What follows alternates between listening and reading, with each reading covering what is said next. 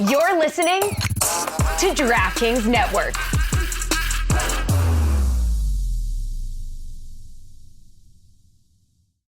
Warning, this product contains nicotine. Nicotine is an addictive chemical. If you're a smoker or dipper looking to make a change, you really only need one reason to do it. But with Zyn nicotine pouches, you can find many. Zyn is America's #1 nicotine pouch. It's made with only 6 simple ingredients. There are lots of options when it comes to nicotine satisfaction, but there's only one Zyn.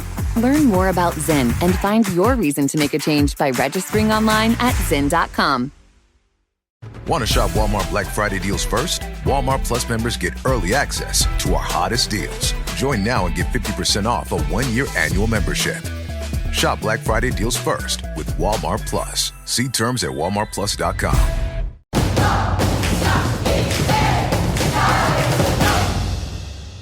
Hello, welcome to the Hockey Show. My name is Roy Bellamy. David Dwork is to my left. He's from the Hockey News. Ethan Podolsky is in the chair for Rose. I don't know what college town she's in, but she's there. She's somewhere with Lucy on having this fun. planet. Slap shots. Let's start with the hot takes. Dave, what you got? My hot take is it's a rule that I would like to impose in the NHL. And if we can roll the video, Igor Shesterkin took a shot at the empty net the other night and was going in. It was going in the net. And who was it? It was Macklin Celebrini, I believe, blocked the shot. Cherry picker. So my hot take is if the goalie shoots the puck and it gets past the red line, nobody can touch it. You got to let it go. You want to have your chance to block the goalie goal, you got to do it on that side of the red line. If the goalie has enough time to get the puck, to shoot it down the ice, get the bleep out of the way, he deserves it. Igor, you deserve your goal. He's been trying for so long, Igor Shesterkin, to get his goal. So that's my hot take. It's a rule change. If the goalie takes a shot, and you can say he has to be below the goal line, we can work on the semantics. I'm fine with that. But you have never been more in the goalie fraternity than this take. Just stopping people from playing defense and preventing goals. Play defense when he's got the puck. Once the puck's in the air, what if that happens in Game 7 of the Stanley Cup Final and that puts away Game 7 in the Stanley Cup Final? Then don't be down and have the goalie get pulled if you're in the Stanley Cup Final Game 7.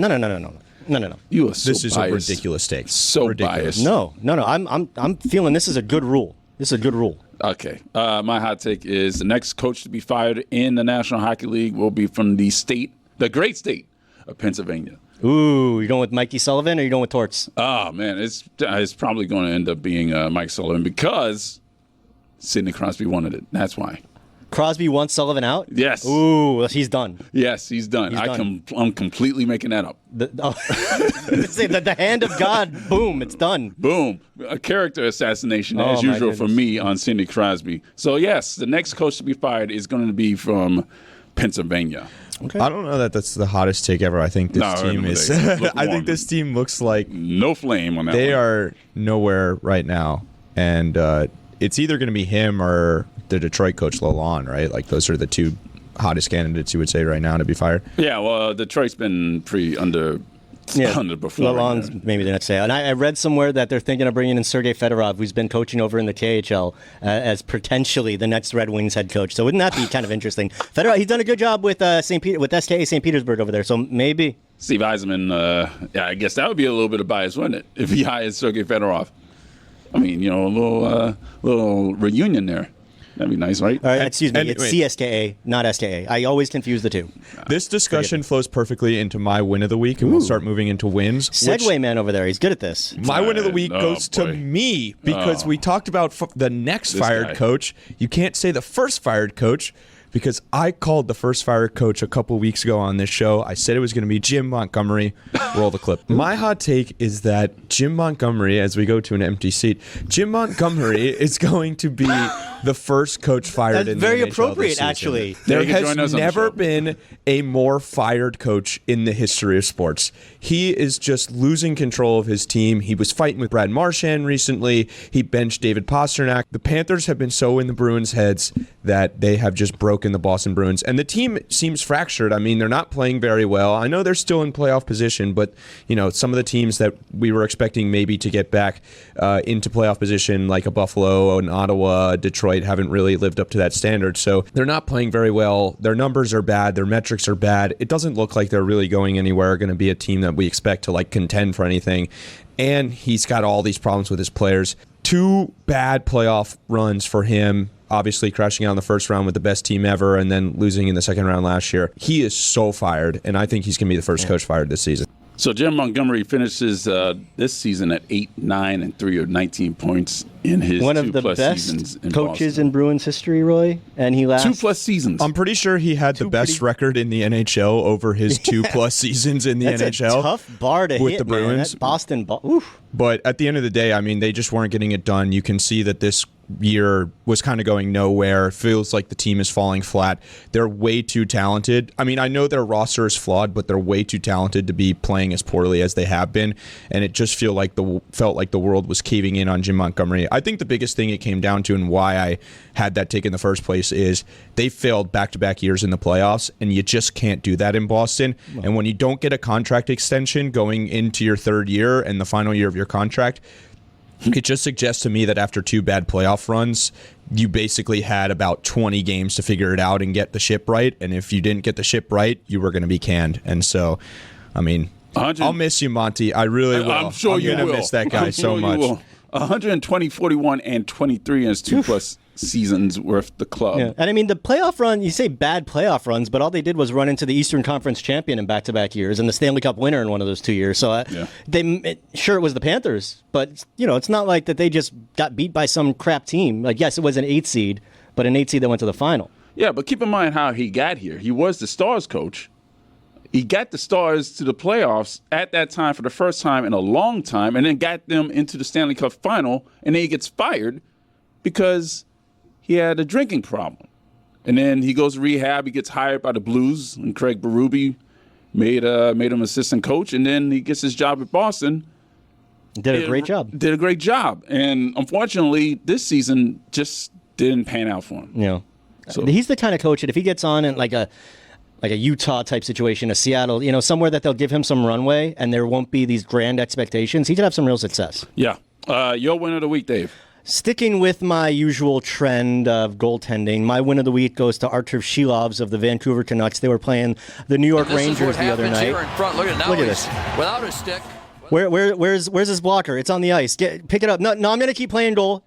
He kept playing for like 30 seconds with a bare hand, which is dangerous enough. But then he goes out there and he makes a save, and he makes the save with his chest. He catches the puck, and then he gets the whistle.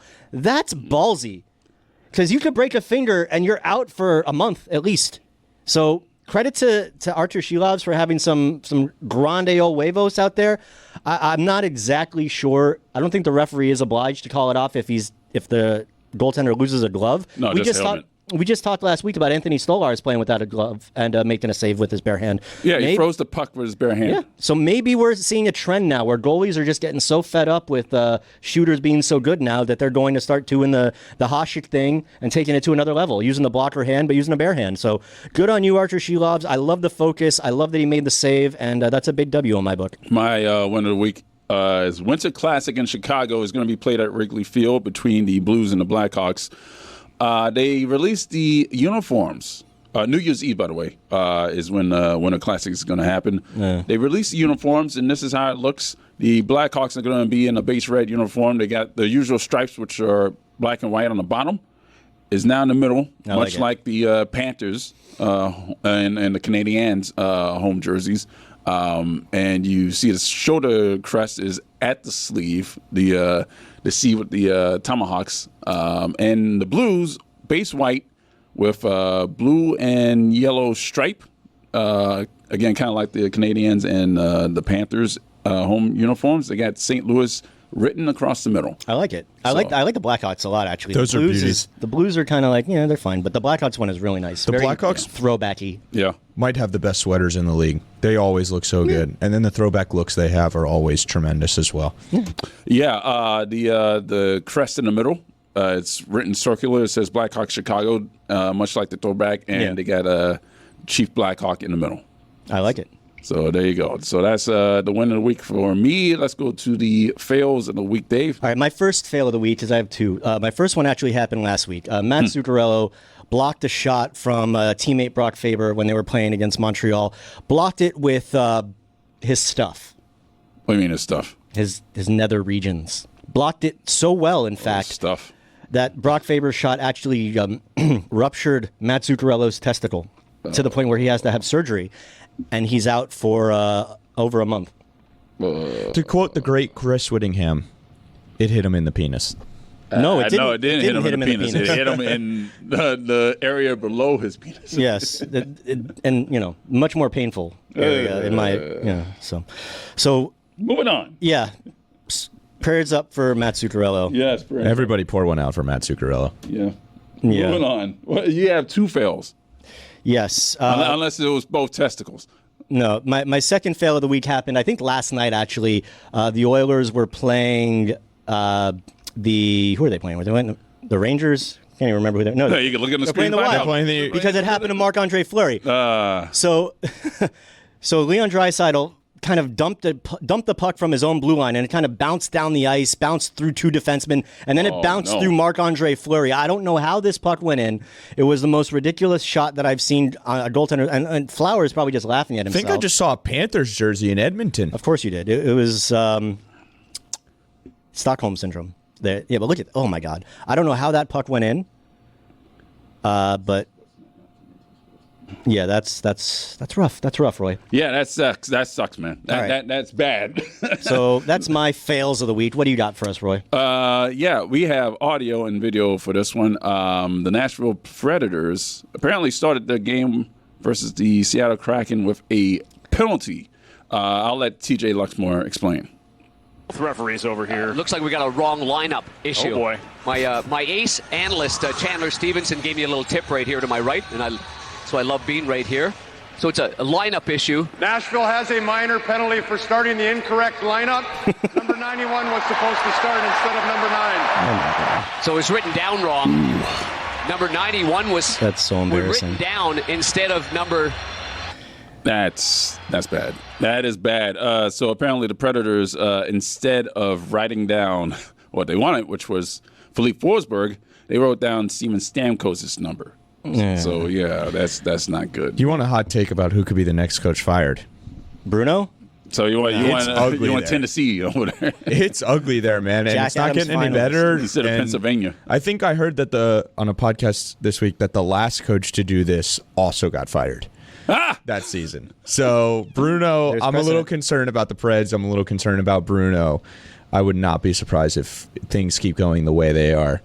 If he ends up being maybe not the next coach fired, but he doesn't see the end of the season. Oh, that's bad. That's not good. He was thrusted into head coaching because of the issues that Joe Quenneville had dating back to his days in Chicago in the 2010 Blackhawks team, and he had to resign from the Florida Panthers as a result of it. And I guess he's just not ready yet. No, I mean we'll see. That's a big boo-boo. That's bad. That's a big boo-boo. That's bad. Coming up next, we have Linda Cohn from ESPN and the Kraken Hockey Network. We're going to talk about the Kraken and things that are going on around the league, such as the injury to Alexander Ovechkin. And goaltending. And goaltending. Yes, because she is a goalie. We'll be back. Peloton has what you need to keep you on track to your goals, no matter what season of life you're in. Friends, we're all different. We have different schedules. We have different needs. Some of us are injured, recovering from stuff. Some of us are young parents, youngish parents. We just don't have the time. We're at different fitness levels. That's why Peloton's perfect for you. You can challenge yourself anywhere with Peloton's all-access membership. You can work out where you need to, like at home, on your bike, tread, or row. Or you can take your favorite classes to go and take them at the gym with the app. No need for a personal trainer. You got Peloton, and Peloton is perfect for mindful moments during the sports season. Your favorite team just lost. You don't know what to do. Hey, guess what? Take a breather. Lay down and take a mindful meditation class on Peloton. Unwind. Forget about it. You know what else you can do with Peloton? Oh, I can't believe we just blew that game. How am I going to sleep? Boom. Peloton has classes for sleeping. Just put it on and fall asleep. Find your push. Find your power with Peloton at onepeloton.com.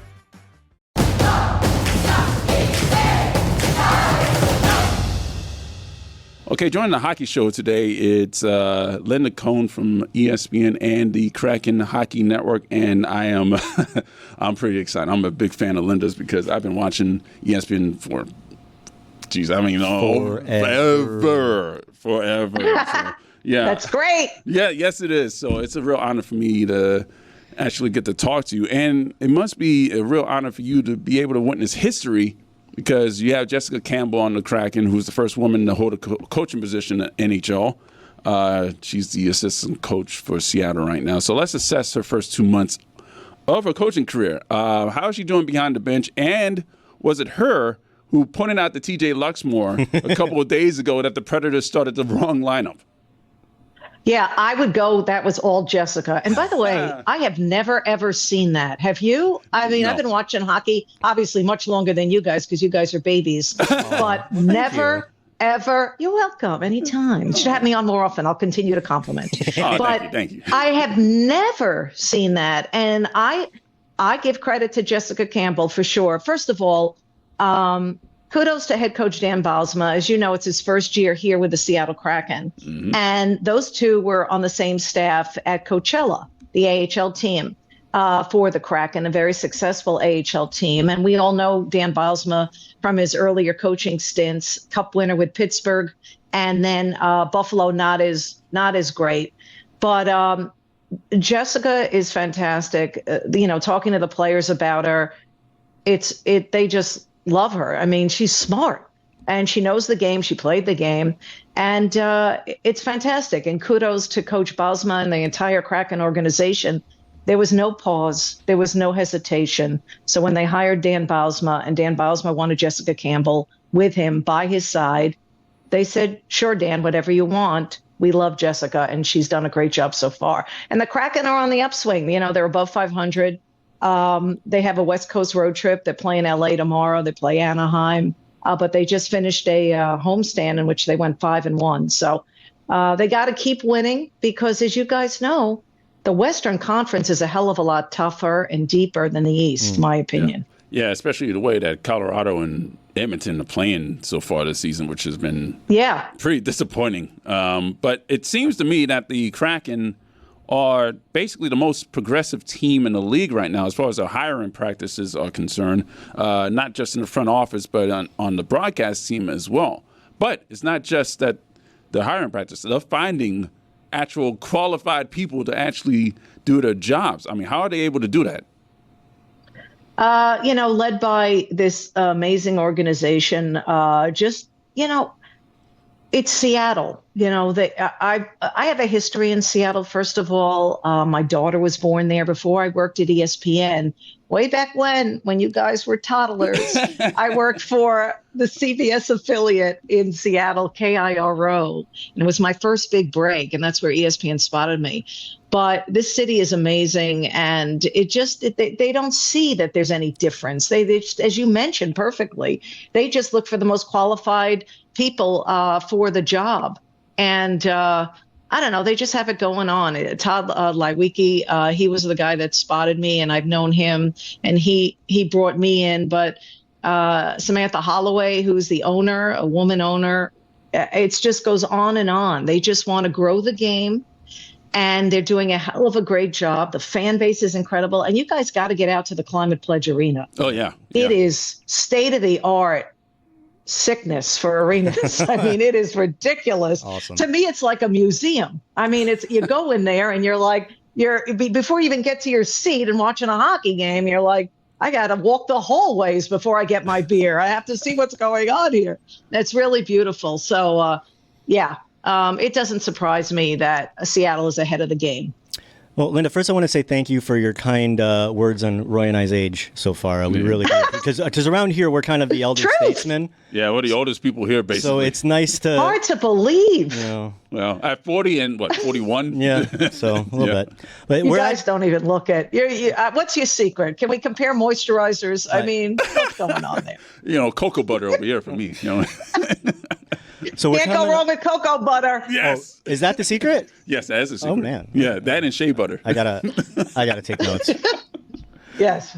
So, Linda, we're coming up on 10 years this spring on actually the first time that you and I got to meet. You probably don't remember, and I wouldn't blame you, but I do have a picture of it if we can put it up here for Linda. You and I met on the ice about 10 years ago. You were so nice. And I was so skinny, too.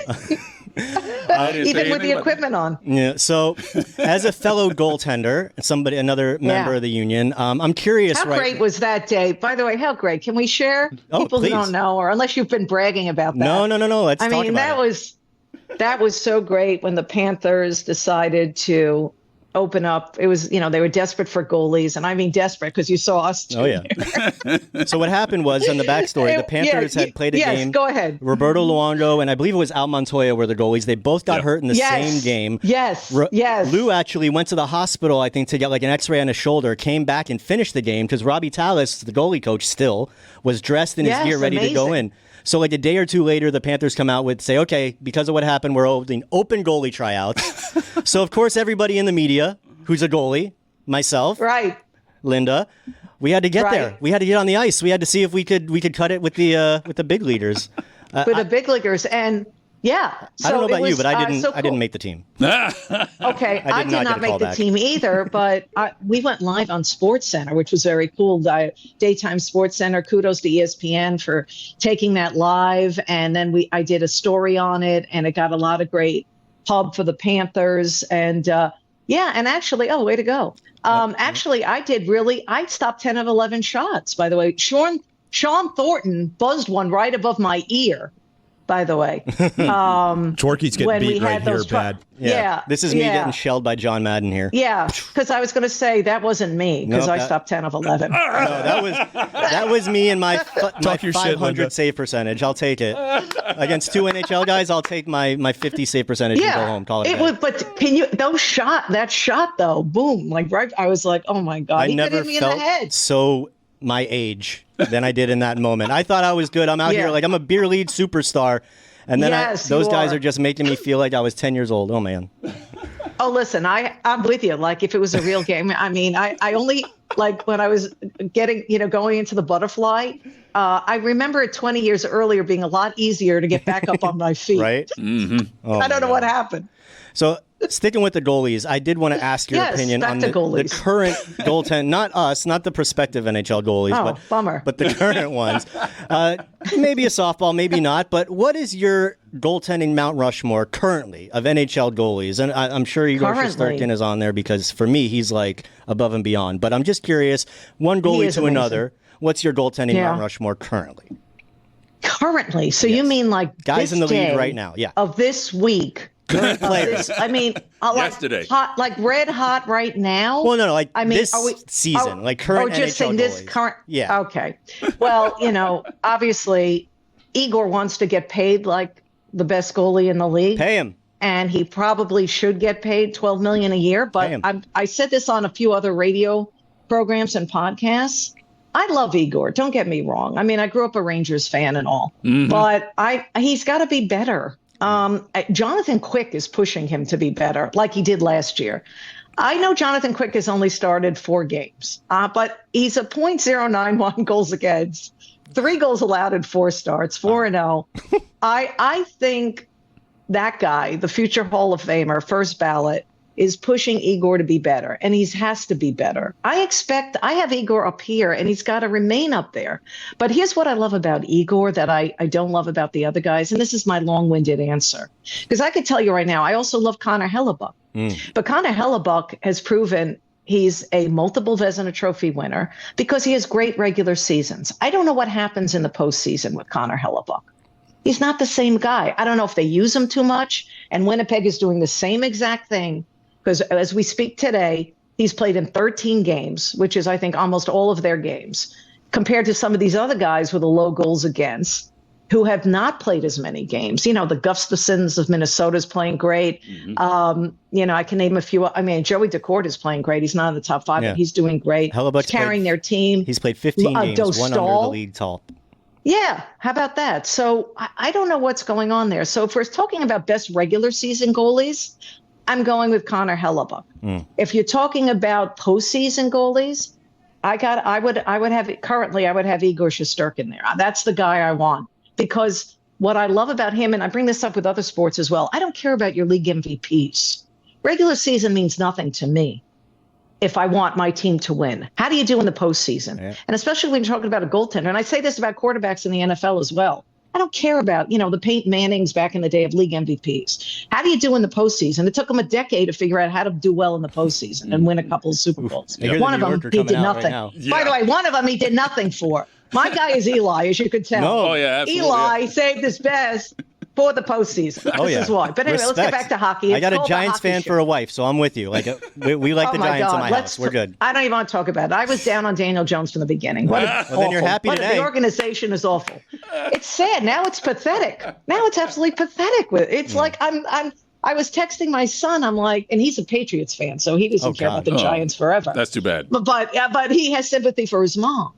And I'm like, oh my God, this organization has never been lower. It's just so pathetic, and it's sad. But anyway, what were we talking about? Goalies. So I'd want Igor in the postseason. I'll take Connor Hellebuck during the regular season. Linda, you mentioned that you're with the Kraken now, but your heart lies at MSG. So I want to ask you about the Rangers, because I was reading about them recently. Yeah. They're having a lot of success. Their record's good. They're sitting towards the top of the Eastern Conference, but the vibes feel kind of off, right? The top six isn't playing well. Especially a guy like Zibanejad's not playing very well. The fans don't really seem satisfied. What is the vibe like in the fan base right now? What are your kind of feelings on the Rangers? How confident are you that they can finally not just get back to the Eastern Conference Final, but clear a team like the Panthers or Carolina or somebody and make it back to the Stanley Cup Final? Yeah, isn't it interesting? Because I talk about the difference in the regular season and the postseason. And, the Rangers, as we all know, have won President's trophies and had super regular seasons and won divisions, won the Metro. And now they're sort of like, look out now. They're like in a wild card spot. What's going on? So, I just think there's a malaise there. They played a lot of hockey over the years. And you have to be careful of that. Like, that's why I'm so surprised pleasantly about the Florida Panthers, right? I mean, they're off to this amazing start after playing so much hockey the last 2 years, right? I mean, because they went to a final and lost, and then they won the cup last year. And that says a lot. So I'm not panicking about the Rangers. I think guys like Mika is going to figure it out. I think a lot of the guys are going to be just fine. This team is too deep and talented, and they're well coached with Peter Laviolette. But you brought up a couple of teams right now, Carolina and Florida, that are playing much better than the Rangers. And you can make a case the Washington Capitals with Ovechkin, I know he's hurt now, sadly, is a more exciting team. And the Rangers are just scratching out victories. I mean, as we speak now, they lost by a goal to Calgary. Good Ranger teams of the past, and I mean last year, would not lose by a goal to Calgary, even though the Flames are playing well this year. But these are the kind of things that they're about a goal away, and they're going to fix it. And that's why the season is so long. I'm not worried about the Rangers. But if it was, if we were talking in 2 months from now, I'd be more concerned. But it's not Thanksgiving yet, so I'm not worried. You brought up Alexander Ovechkin. He's out 4 to 6 weeks after colliding with Jack McBain of the Utah Hockey Club, fractured his left fibula. Now, he's leading the league. He's tied for the league lead with 15 goals. He has 27 goals to go before reaching the record all time. He's only missed 35 games due to injury, so this is significant if he's going to miss time like this. Do you think that he will return and actually fulfill this record, or are we going to look at another season of Alexander Ovechkin? I am heartbroken for Ovi because I believed he was going to break it. He heard all the whispers in the off season, like, oh, it's going to take him at least 2 years to break this record. That's if he stays healthy and all this. And that's if, Father Time doesn't catch up to him. And there he was, electrifying the league, leading the league in scoring for the first time in a few years at the age of 39. And then, of course, he suffers this broken leg, 4 to 6 weeks he's out. As much as I don't want to bet against ever Alex Ovechkin, I just think this is too much of an injury to come back from and pick up where you left off. And that's a lot of goals to make up. I wouldn't bet on it, but I wouldn't put it past Alex to somehow put it together, put Humpty Dumpty back together again in 6 weeks and continue on this torrid pace. Washington as a team is going to miss him because they were playing so well with him, right?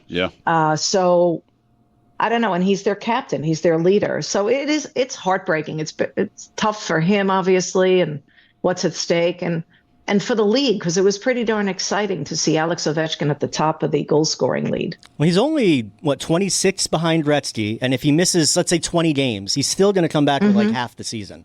So as long as he can hit the ground running, it's certainly within the realm of possibility. Hit the ground running. It sure is. That's why I don't bet against it. Yeah, you're right. You're absolutely right. It's not that big of a number anymore. But you got to figure, coming back from a broken leg, I would throw in about 6 games of warm up. Like you have to go through a preseason again, so to speak, right? Yeah. So, we'll see. We'll see. I'd love to see it. I'd love for it to come down to April, right? To see how close he is. It would be fantastic. And finally, Ryan Reeves has been suspended for a headshot on Darnell Nurse. Now, there are 2 things here. Darnell Nurse should absolutely know to keep his head up. In that position, coming around the net as a defenseman, he should know better than just to look down like that. And Ryan Reeves is lucky that he wasn't suspended for more than the 5 games that he got, because this is his 4th suspension. What do you think about this hit, Linda?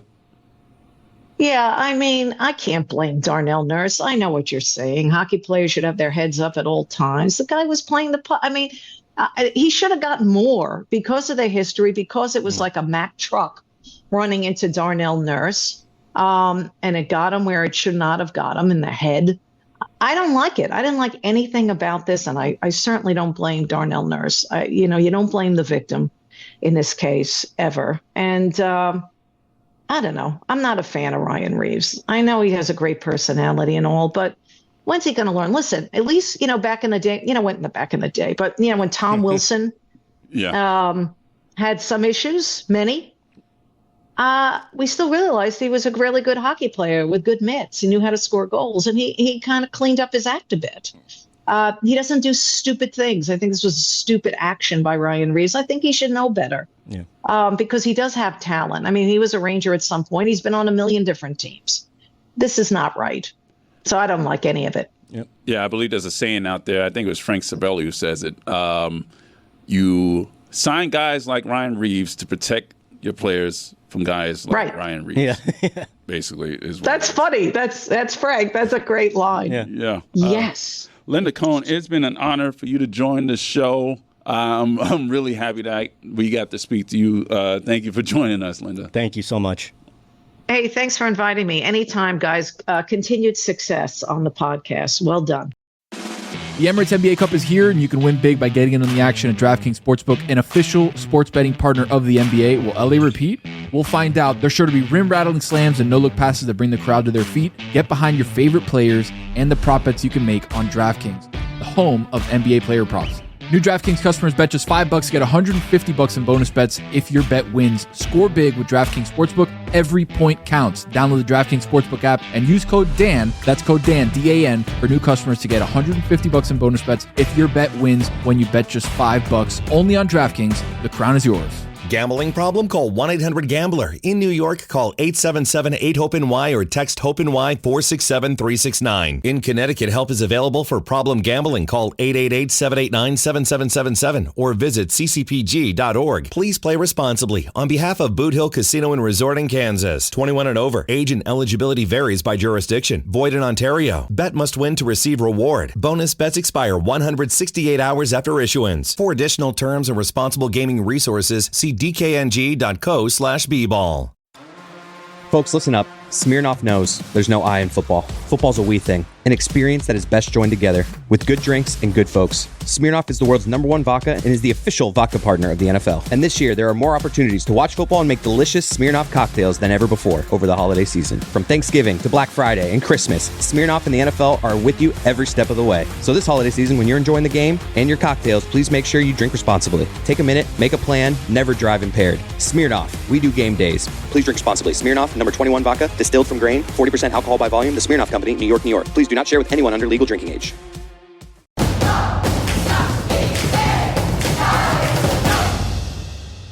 Okay, a little quick Panthers recap here, and it wasn't good. Not the best week. No. Going into this week, they lost back-to-back to the New Jersey Devils. They go into the Winnipeg Jets game on Wednesday, and they shut them on 5-0. It was a Really, it was a good effort by the Panthers. Alexander Barkov, goal, 2 assists. Sam Reinhart, 3 assists. Gustav Forsling, 2 assists.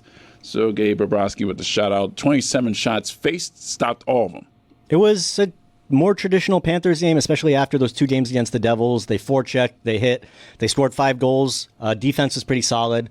Just overall, it was nice to see them get back to playing Panthers hockey after those 2 games against the Devils that were a little rough. Yeah. A little rough stuff. But unfortunately, while we hoped that this was the Panthers kind of getting back on track, it was more just the one-off because the next couple of games, as we're going to get into right now, not great. They got on a road trip. They went up to Winnipeg. Back-to-backs in this situation. Back-to-backs. They lost 6-3. Mark Scheifele with a hat trick. Morgan Barron with 2 goals. Not great. Alexander Barkov, he continued his point streak, which would end in Chicago. Sam Reinhart scored. Matthew Tkachuk scored and had an assist, but 6-3 in Winnipeg. Yeah, well, a little closer than the score would indicate because of the 2 late empty net goals. Yeah.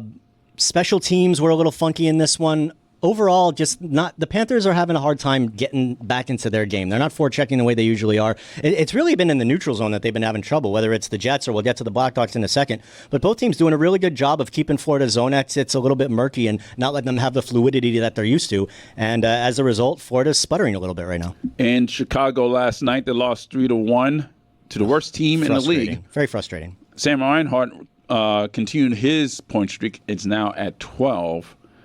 He's tied with the league lead with 15 goals. Unreal. As I said, Barkov's point streak ended. It stops at 9 games. Carter Verhaeghe, at the end of this game, a massive turnover in his own zone with an empty net, and that effectively ended the game. But there was a bright spot in this game.